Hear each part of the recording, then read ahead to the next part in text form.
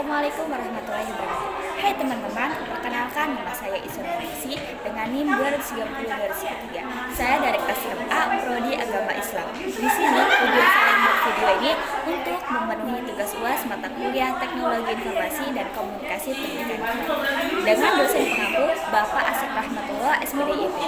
Nah, saya akan menjelaskan secara singkat nih tentang teori masuknya Islam ke Indonesia dan sejarah masuknya Islam ke Indonesia. Yang pertama itu ada teori masuknya Islam ke Indonesia.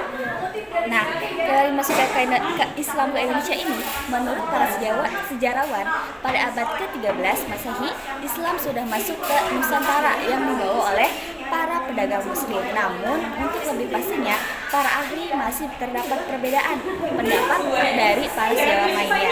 Namun, setidaknya ada 3 teori nih yang menyatakan tentang masuknya Islam ke Indonesia. Yang pertama yaitu ada teori Gujarat.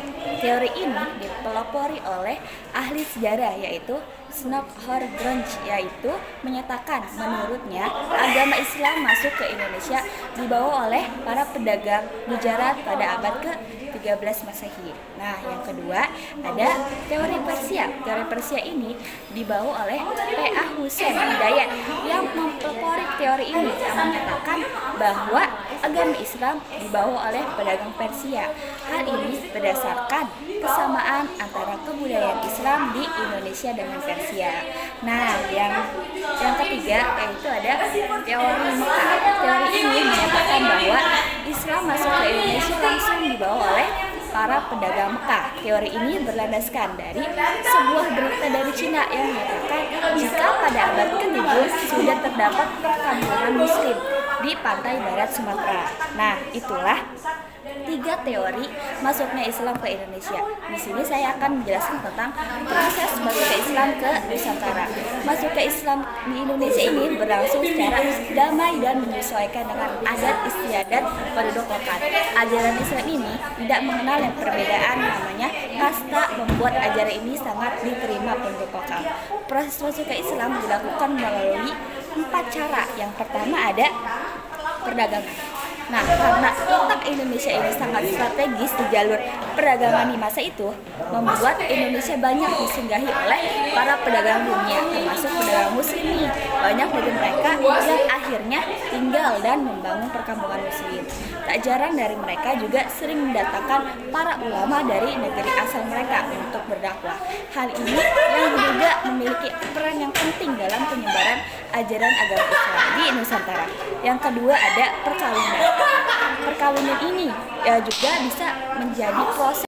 Yang kedua ada perkawinan. Perkawinan ini juga merupakan proses masuknya Islam ke Nusantara, yaitu penduduk lokal yang beranggapan bahwa para pedagang muslim ini adalah kalangan yang terpandang, sehingga banyak penguasa pribumi yang menikahkan anak gadis mereka dengan para pedagang muslim. Sebagai syarat sahnya, sang gadis harus memeluk Islam terlebih dahulu. Hal inilah yang diduga mempelacak penyebaran ajaran agama Islam.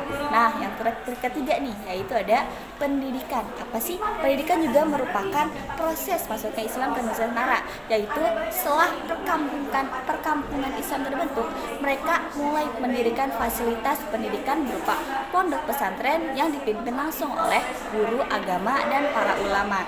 Para lulusan pesantren akan dipulangkan ke kampung halaman dan menyebarkan ajaran Islam di daerah mereka masing-masing. Nah, yang terakhir nih, yang keempat yaitu ada kesenian. Wah, kesenian juga bisa nih bisa merupakan proses masuknya Islam ke Nusantara, yaitu melalui pementasan wayang. Wayang itu merupakan warisan budaya yang masih terjaga hingga saat ini.